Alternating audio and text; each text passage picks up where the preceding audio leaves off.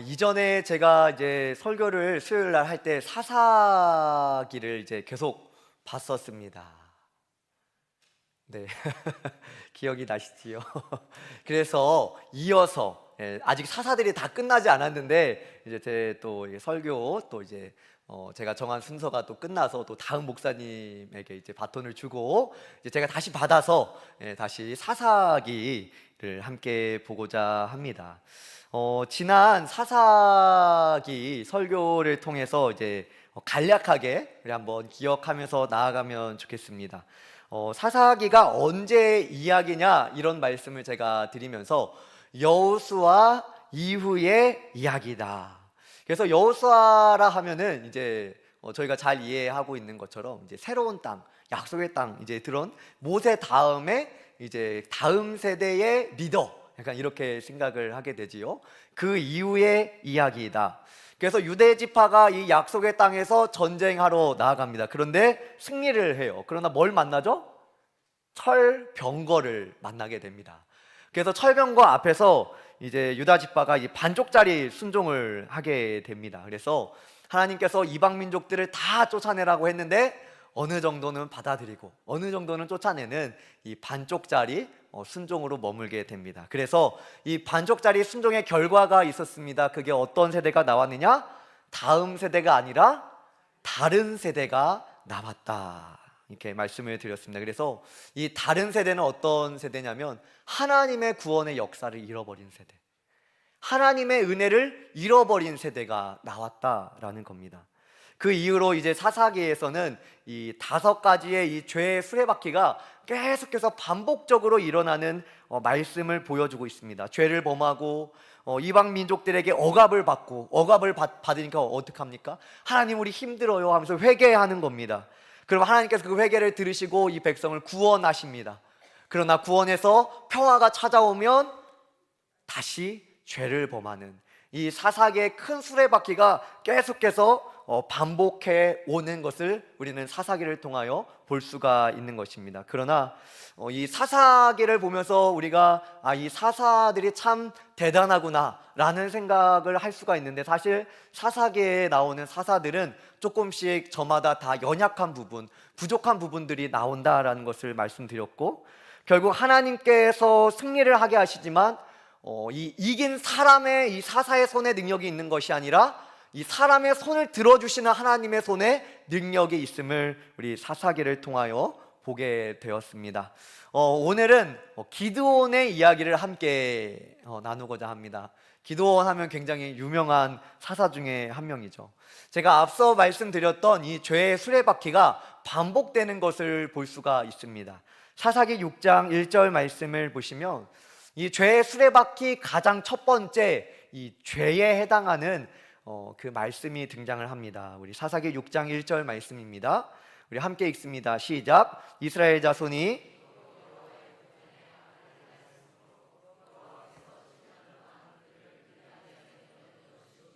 아멘. 이 죄의 수레바퀴 첫 번째와 두 번째 말씀이 등장합니다.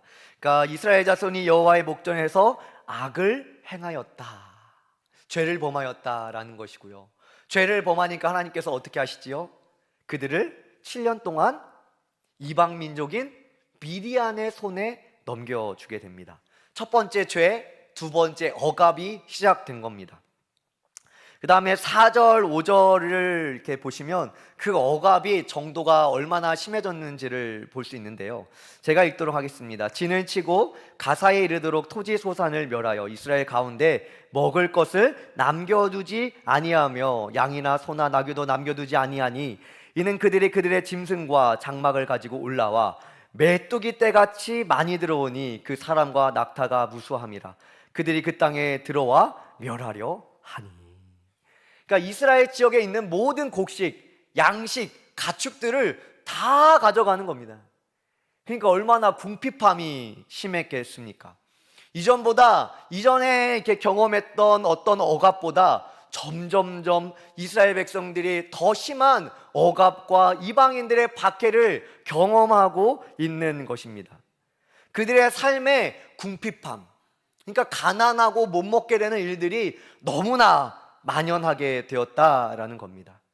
그래서 이제 이 억압을 당하면 무엇이 나와야죠? 세 번째로 회개가 나오게 되는 겁니다. 6절 말씀인데요, 우리 6절은 함께 읽어보겠습니다. 시작. 이스라엘이 미디안으로 말미암아 궁핍함이 심한지라 이에 이스라엘 자손이 여호와께 부르짖었더라. 아멘. 그들이 하나님께 부르짖었더라. 회개하는 일이 일어나게 되는 것입니다. 이렇게 당연히 여기까지는 마치 그 사사기의 그 수레바퀴대로 다양한 당연한 그 흐름대로 흘러오고 있습니다. 그런데 원래 이 다음에는, 이 회개 다음에 무엇이 나와야 하냐면 이 이스라엘 백성을 구원하시는 하나님의 일이 등장을 하게 됩니다. 원래는 사사기의 흐름이 그렇습니다. 그래서 사사가 등장해서 이스라엘 백성들을 멋지게 이방인들과 전쟁을 해서 이겨서 구원을 얻게 되고 평화를 얻게 되었더라 라는 게 기본적인 사사기의 흐름인데, 이 기드온의 이야기에만 특별하게 한 가지 이야기가 더 등장을 하게 됩니다. 한 선지자가 등장을 해서 설교를 하게 되는 겁니다. 갑자기 한 선지자가 등장해서 무슨 설교를 하는가? 우리 8절로 10절의 말씀입니다. 우리 함께 읽어봅니다. 시작. 여호와께서 이스라엘 자손에게 한 선지자를 보내시니 그가 그들에게 이르되 여호와께서 이같이 말씀하시기를 이스라엘의 하나님, 내가 너희를 애굽에서 인도하여 내며 너희를 그 종되었던 집에서 나오게 하여 애굽 사람의 손과 너희를 학대하는 모든 자의 손에서 너희를 건져내고 그들을 너희 앞에서 쫓아내고 그 땅을 너희에게 주었으며 내가 또 너희에게 이르기를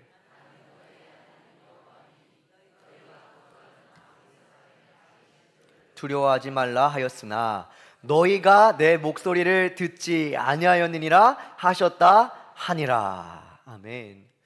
이 기드온의 이야기만 특별하게 조금 한 선지자가 등장해서 과거에 있었던 일을 말씀하고 있는 것입니다.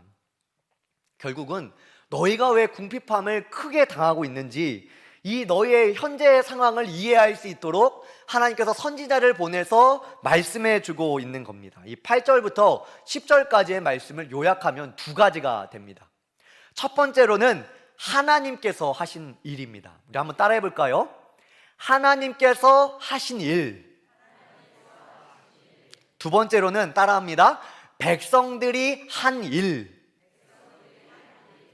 그러니까 두 가지 일로 요약할 수 있는데, 첫 번째로는 하나님께서 어떤 일을 행하셨는지, 그리고 두 번째로는 백성들이 어떤 일을 행했는지를 말씀해 주고 있는 겁니다. 첫 번째로는 하나님께서 하신 일입니다.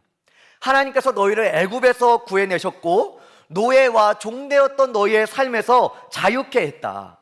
모든 억압과 학대에서 너희를 건져냈고 너희를 그 땅에서 이끌어냈다. 이것이 바로 하나님께서 하신 일입니다. 그럼 두 번째로 백성들이 한 일은 무엇이냐? 10절 맨 마지막에 보면 너희가 내 목소리를 듣지 아니하였느니라. 이것이 바로 백성들이 한 일입니다. 정상대로 가야 하면 사사가 등장해서 구원을 해야 되는 게 맞는데, 갑자기 선지자가 등장해서 하나님이 너희에게 이미도 하신 일과 백성들 너희의 그 반응, 너희가 한 일을 말씀해 주고 있습니다. 이것은 백성들의 죄를 지적하는 겁니다. 성도님들, 후회와 회개는 다릅니다. 후회와 회개는 다른 것입니다. 성경은 고린도후서 7장 10절 말씀에 이렇게 말씀합니다. 하나님의 뜻대로 하는 근심은 후회할 것이 없는 구원에 이르게 하는 회개를 이루는 것이요 세상 근심은 사망을 이루는 것이니라. 아멘. 후회하는 것과 회개하는 것, 어떻게 보면 굉장히 비슷해 보일 수 있습니다. 후회할 때도 눈물이 날 때가 있고요, 회개할 때도 눈물이 날 때가 있습니다. 그런데 우리가 하는 이 세상적으로 후회하는 것은 진정한 변화를 일으키지는 않습니다.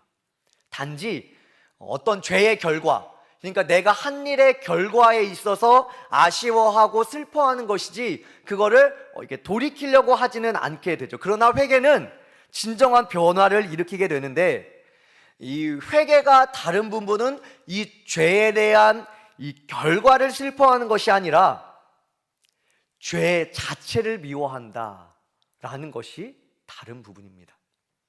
그러니까 후회와 회개 가운데 회개에 있어서 가장 큰 다른 점은 이 후회는 죄의 결과에 대한 후회를 하는데 이 후회는 그런데 회개는 죄 자체를 미워하게 합니다. 그러니까 죄를 지어서 결국 하나님과 멀어지게 한 이 죄에 대하여 슬퍼하는 것이지요. 예수님과의 나와의 관계가 상실됨으로 인하여 슬퍼하는 것입니다. 그래서 이 회개는 우리 찬양대가 오늘 찬양했던 것처럼 나를 대속하신 예수님의 은혜를 기억하는 것이 회개입니다. 내가 죄에 대한 모든 대가를 감당해야 되는데 내가 감당할 수 없는 그것을 예수님께서 대속해 주셨다라는 것입니다. 그리고 예수님과 나와의 관계가 회복되게 하는 것.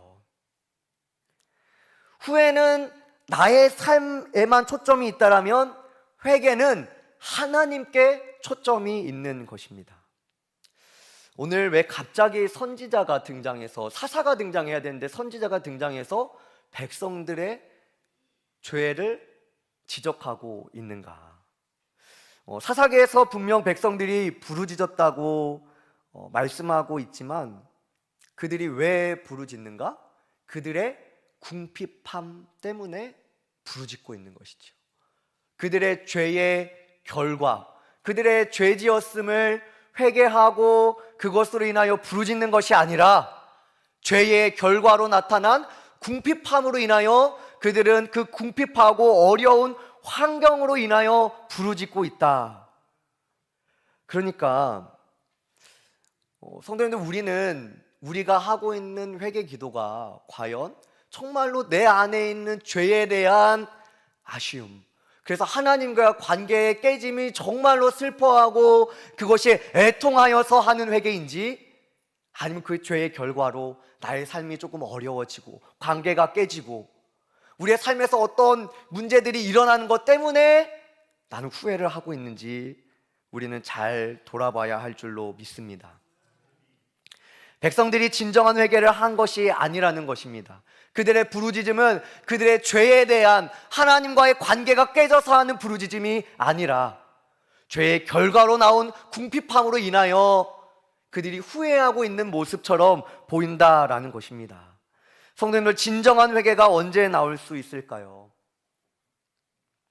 진정한 회개는 하나님의 은혜를 경험한 자에게 나오는 줄로 믿습니다. 내가 얼마나 죄인 되었고 내가 얼마나 죽을 수밖에 없었는지를, 그래서 그 대속의 은혜가 얼마나 큰지를 깨닫는 자들에게 그 죄에 대한 애통, 하나님과의 관계가 멀어짐으로 인하여 느껴지는 극심한 애통이, 거기서부터 이제 진정한 회개가 나오는 줄로 믿습니다. 로마서 5장 8절입니다. 우리가 아직 죄인 되었을 때 그리스도께서 우리를 위하여 죽으심으로 하나님께서 우리에 대한 자기의 사랑을 확증하셨느니라. 아멘. 우리가 아직 죄인 되었을 때에, 우리가 어떤 자격을 갖추지 못한 그때에 우리를 위하여 죽으심으로 그 사랑을 확증하셨다. 성도는 오늘 이제 사사기 6장의 백성들의 모습을 보면 그들의 궁핍함으로 어려움 당함으로 부르짖는 모습을 보게 됩니다. 아직 그들의 죄가 뭔지 깨닫지 못한 것입니다. 아직 그 죄의 결과, 왜 궁핍하게 되었는지에 대해서 정확하게 보지 못하고 그 어려움에 대해서 부르짖고 있습니다. 예를 들어서 다른 이제 백성들의 어떤 과거에 있었던 모습들을 보면 우상을 파괴한다든지 말씀은 다시 돌아가야 된다고 회개 운동이 일어난다든지, 그런데 그러한 모습이 보이지 않습니다.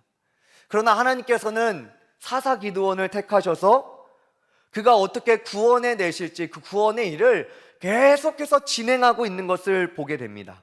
12절 말씀입니다. 우리 12절 함께 읽어보겠습니다. 시작. 여호와의 사자가 너와 함께 계시도다 하매. 아멘. 여호와의 사자가 등장해서 기드온에게 이렇게 말씀하는 것입니다. 큰 용사여, 여호와께서 너와 함께 계시도다. 기드온을 무엇라고 하는 것입니까? 그렇습니다. 큰 용사다라고 말씀합니다. 그런데 기드온은 하나님의 사자, 그러니까 하나님을 대언해서, 그러니까 하나님의 말씀인 것이죠. 하나님의 말씀이 기드온 너는 큰 용사다 이렇게 말씀하고 있는데 11절을 보시면 기드온이 지금 무엇을 하고 있는지를 말씀합니다. 기드온이 무엇을 하고 있었냐면 밀을 포도주 틀에서 타작하고 있는 것입니다. 성도님들, 보통 밀은 가축들을 사용해서 타작을 하지요. 그래서 넓은 들판에 이렇게 밀들을 깔아놓고, 이렇게 곡식들을 깔아놓고 가축들을 통하여 보통은 타작하는 것이 이스라엘의 그 곡식을 타작하는 방법입니다. 그런데 반대로 포도주 틀이라는 것은 이제 뭐 잘 아시겠지만 포도를 밟으면서 이제 이렇게 액체가 이렇게 나오지 않습니까?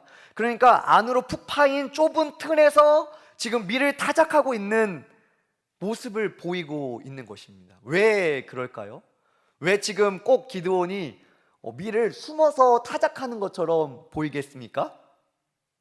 앞서 우리가 읽었지만 이 미디안 자손들이 곡식이라는 곡식은, 가축이라는 가축은 다 가져가는 것입니다.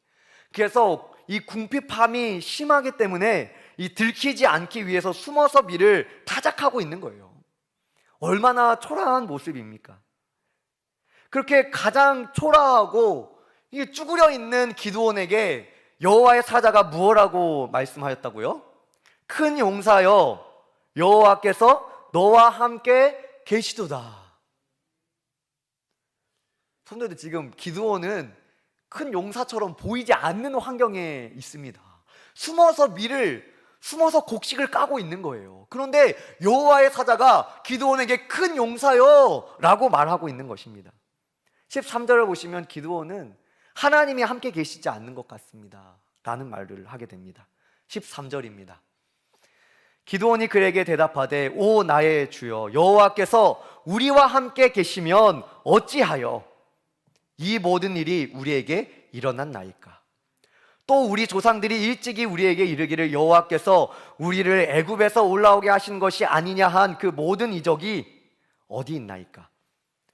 이제 여호와께서 우리를 버리사 미디안의 손에 우리를 넘겨주셨나이다 하니, 기드온이 이렇게 말씀하고 있는 것입니다. 여호와의 사자에게 하나님이 우리와 함께 계시면 어찌하여 이런 일이 일어나겠습니까?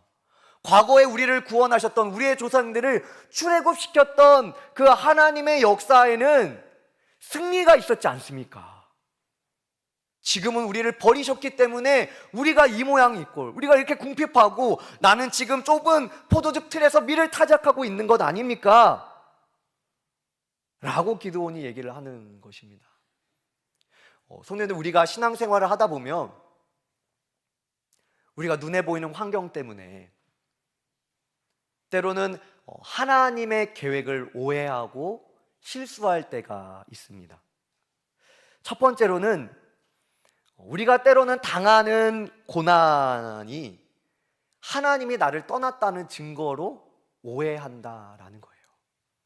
그러니까 내가 때로는 고난 당하고 어려움 당할 수 있는데 그것이 하나님이 나를 떠났나 봐. 우리는 그러한 오해와 실수를 한다라는 것입니다. 지금 당하는 것이 내 죄 때문인지 아니면 나를 연단하고 계시는 건지, 그것을 기도로 분별하기보다는 그냥 눈에 보이는 현실을 바라보면서 궁핍과 가난과 어려움과 여러 가지 닥치는 현실적인 일들로 인하여 우리는 기도로 엽죽지 않는 거예요. 둘째로는 이렇게 하나님을 오해하는 거예요. 하나님 아무 일도 안 하고 계시네. 하나님 나를 버리셨나 봐. 하나님 왜 내 문제를 해결해 주지 않으세요? 반대로 우리는 그 현실 앞에서 하나님이 어려운 현실이 있는데 나를 사용해 주세요 라는 고백을 하지 않는 것이지요. 기드온도 마찬가지예요. 당한 현실이 너무나 궁핍하고 어려운 이 상황 가운데 포도주 틀에서 혹시나 미디안 사람들이 나를 보지 않을까, 쭈그려서 그 밀을 타작하고 있는 그 초라한 자신의 모습이 있는데, 그러고 있는데 하나님의 사자가 큰 용사여라고 하니까 그 여호와의 사자의 말을 믿지 않는 거예요. 믿어지지 않는 겁니다. 심지어 15절 말씀에는 자신의 가문을 드러내면서 나는 별 볼 일 없는 지파의 사람이고 그 중에서도 가장 약하고 작은 자입니다 라고 말하게 됩니다. 하나님은 기드온에게 뭐라고 얘기했다고요? 큰 용사요. 그런데 기드온은 가장 작은 자니이다. 하나님은 기드온에게 가장 큰 자다 말씀하는데 기드온은 하나님 아니에요, 나는 가장 작고 초라한 자입니다 라고 고백하고 있는 거예요. 그러나 그럼에도 불구하고 하나님께서 기드온에게 무엇라 말씀하시는지 14절과 16절입니다 14절 16절 우리 함께 읽어보겠습니다. 시작. 여호와께서 그를 향하여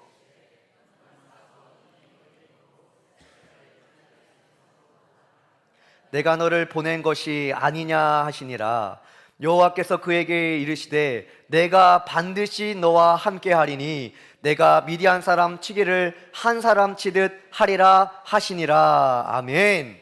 하나님께서 기드온을 가장 큰 용사요 라고 말했는데 기드온은 하나님 아니에요, 나는 가장 작은 자고 미천한 자고 비천한 자입니다 그렇게 말하는 기드온에게 하나님께서 다시 무엇라 말씀하시냐면 기드온아, 내가 너를 보낸 것이 아니냐, 내가 반드시 너와 함께 하리니. 할렐루야. 기드온에게 하나님께서 이렇게 말씀하시는 거예요. 성도님들, 하나님께서 왜 이렇게 숨어서 밀가고 있는 기드온을 보면서 큰 용사라 하십니까? 기드온의 무엇을 보고 큰 용사라 말씀하실까요?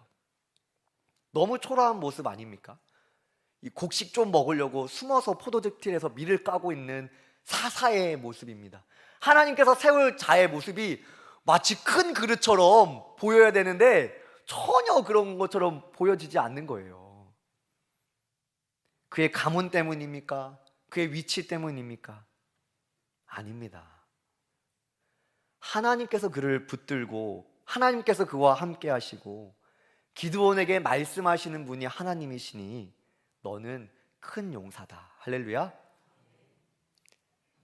기드온 스스로가 보기에도 너무 작은 자처럼 여겨지는 현실과 궁핍함과 어려움의 현실을 감당하고 있는데 그럼에도 불구하고 하나님께서 기드온을 큰 용사라 말씀해 주시는 것은 기드온을 붙들고 있는 것이 그의 능력과 환경이 아니라 그를 붙드시는 분이 가장 크신 하나님이신 줄로 믿습니다.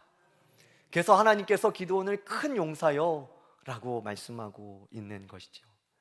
이후에 기드온은 2번의 제단을 쌓게 됩니다. 이 부분이 굉장히 중요한 부분인데요. 그래도 기드온이 잘 믿어지지 않는 겁니다. 여전히 그의 현실 때문이었겠죠. 혹은 그가 경험해 왔던 일들 때문이었을 거라 생각을 합니다. 여전히 잘 믿어지지 않아 하나님께 표징을 구하는데 자신이 예물을 가지고 올 때까지 이곳을 떠나지 마시고 예물을 준비해 오면 받아주세요 라는 것입니다. 기드온이 예물을 가져오자마자 하나님의 사자가 그 예물에 불을 붙이고 그 자리를 떠나게 됩니다. 그리고 기드온이 그곳에 제단을 쌓고 여호와 샬롬, 주님은 평강이십니다 라는 고백을 하게 됩니다. 24절입니다. 우리 24절 우리 큰 목소리로 함께 읽어봅니다. 시작. 기드온이 여호와를 위하여 거기서 제단을 쌓고 그것을 여호와 샬롬이라 하였더라. 그것이 오늘까지 아비에셀 사람에게 속한 오브라에 있더라. 할렐루야. 할렐루야. 그곳 이름을 여호와 샬롬이라 하였더라. 현실이 샬롬인가요? 아니에요. 현실은 극심한 궁핍을 경험하는 거예요.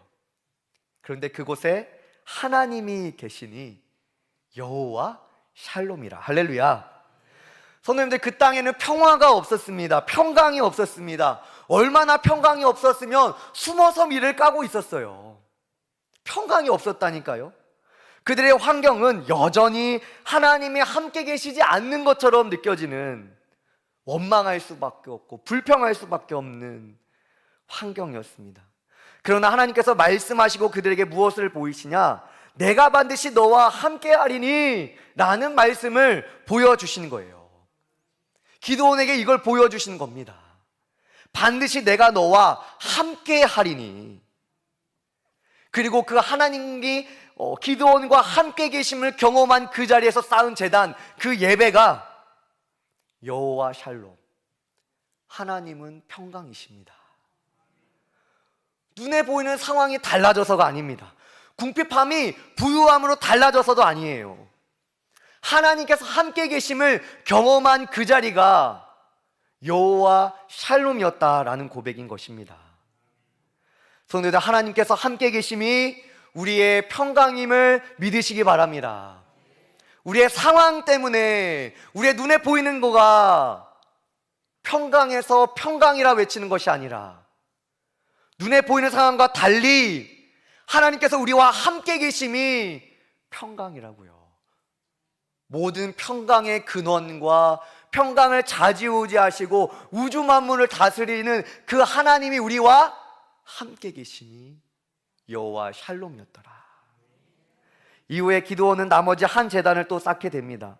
성도는 이 당시에 이스라엘 백성들의 문제는 하나님께 예배 드리지 않은 것이 문제가 아니었습니다. 문제가 무엇이었냐면 하나님께 예배함과, 그러니까 제사 드림과 동시에 우상을 섬기는 것이 문제였습니다. 하나님께 제사 드리는 그 제단에서 우상을 위해서 제사를 꼭 똑같이 드리고 있는 거예요. 이 마이클 월콕이라는 사람이, 제가 책을 보니까 이런 말을 했습니다. 제가 한번 읽겠습니다. 한번 눈으로 따라 읽으시면서 무슨 말인가 한번 보시면 좋겠습니다. 인간의 본성이 변하지 않았기 때문에 신들도 변하지 않았다. 인간은 자신을 위해 이 신들을 정기적으로 재창조한다. 우리 중에 적은 이것이다. 우리는 여호와를 예배한다고 말하지만 세상이 우리 마음속으로 슬며시 기어들어와 우리를 지배한다. 성도님들, 이때 당시의 우상이나 오늘날의 우상이 다르지 않습니다. 이때 당시에 바알, 아세라 다 무엇과 관련된 신이죠? 농업과 관련된 신입니다. 그러니까 재정, 물질과 관련된 신이라는 거예요. 오늘 어떻습니까? 재물이 물질이 된, 우상이 된 사람들이 얼마나 많이 있습니까? 우리는 계속해서 비슷한 모습이지만 다른 이름으로 자꾸만 다른 우상들을 재창조한다라는 거예요. 이것이 우리에게 있어서 가장 큰 적이다라는 것이죠. 성도님들, 이스라엘 백성은 그들의 주변의 적인, 눈에 보이는 적은 미디안이죠. 그들을 어렵게 만든 것은 미디안처럼 보입니다. 그런데 그들에게 진짜 적은 우상이었던 거예요.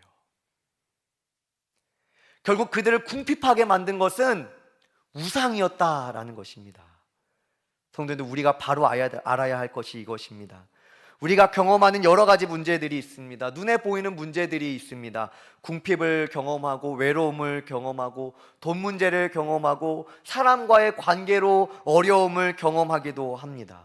우리가 기도해도 뭔가 응답해 주지 않는 것처럼 느껴지기도 합니다. 때로는 기드온처럼 하나님이 함께 계시면 어찌하여 이런 일이 일어납니까? 라고 고백하는 것처럼 하나님께서 함께 계시지 않는 것 같고 하나님과 내가 점점 더 멀어지는 것처럼 느껴질 때가 있는 것이지요. 우리의 진짜 적은 미디안이 아니라 우상이다라는 것입니다. 이것을 진짜로 깨닫기 전에는, 이 우상을 깨부수기 전에는 그 어려움이 끝나지 않는 것입니다. 미디안과 계속 싸워봤자 그들 안에 우상이 계속 남아있기 때문에 그들의 어려움과 궁핍함이 마치 사사기의 쳇바퀴처럼 다시 한번 반복되고 다시 한번 반복되는 것이지요. 성도님들, 그러나 하나님은 우리의 삶을 새롭게 하십니다. 눈에 보이는 가시적인 문제를 당장에 해결함으로가 아니라 우리의 눈에 보이지 않지만 우리의 진짜 적을 제거하심으로 우리의 삶을 하나님께서 새롭게 하심을 믿으시기 바랍니다. 진짜 적인 이 우상이 먼저 제거되어야 되는 것입니다. 성도님들, 오늘 말씀의 기도원은 눈에 보이는 궁핍함으로 인하여, 이 미디안이라는 강한 적으로 인하여 포도주 틀에서 밀이나 까고 있는 쭈그러든 인생이었죠. 인정받지 못하는 지파에서 가장 작은 자로 살아왔습니다. 그 스스로가 잘 알고 있었습니다. 나는 가장 작은 자 중에 작은 자입니다. 그런데 하나님께서 기드온을 큰 용사다라고 부르시는 거예요. 그리고 반드시 내가 너와 함께하겠다 말씀하시는 것입니다. 성도님들, 기드온의 눈에 보이는 환경은 여전히 궁핍과 압제의 환경이었지만 기드온이 하나님께서 나와 반드시 함께 하시는구나 라는 것을 깨달은 순간 그 궁핍함이 변하여 샬롬이 된 줄로 믿습니다. 성도님들, 오늘도 이 자리에 나오셨는데 여러 가지 삶의 어려움으로 힘들고 어렵고 지친 하루를 보내셨습니까? 그렇게 눈에 보이는 대적들과 열심히 싸워 오셨습니까? 그러나 분명한 것은 우리의 눈에 보이지 않는 적, 우리를 정말로 이렇게 어렵게 만든 보이지 않는 우리 안에 우상은 없는지 우리가 우리의 삶을 점검해 보아야 할 줄로 믿습니다. 이후에 기드온은 이 우상이 세워진 제단을 무너뜨리고 그 자리에 하나님을 위한 제단을 다시 쌓습니다. 그래서 이 기드온에게 별명도 생기게 됩니다. 다른 사람이 무엇라 하든 그 우상의 제단을 부수고 하나님의 명령을 따라, 말씀을 따라 그 자리에서 하나님을 예배하기 시작될 때 회복이 시작된 것입니다. 성도님들, 평강은 눈에 보이는 것을 해결해서 나오는 것이 아니라 하나님께서 우리와 함께 하시는 것이 진정한 평강임을 믿으시기 바랍니다. 하나님의 말씀을 따라 살아가는 것이 평강의 삶임을 믿으시기 바랍니다. 그래서 눈에 보이는 환경보다 평강의 근원이신 여호와 샬롬, 그 하나님을 따라 살아가는, 그 약속을 믿으며 살아가는 우리 모든 성도님들 되시기를 바랍니다. 할렐루야.